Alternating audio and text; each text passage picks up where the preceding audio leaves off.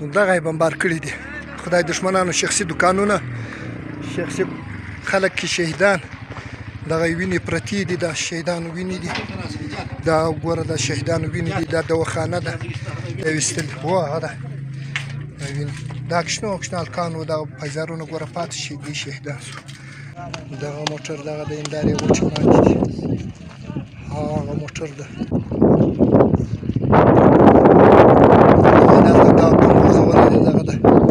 او درځمه دغه دا موټر ویشتلی ده، شخصي موټر ده، مدازم په نامه ده، د کلات دا موټر دلته ولاړ ولو، یو شوروم والا ده، دغه موټر یې ویشتلی، یو بم یې پر هغه ځای غورځولی ده.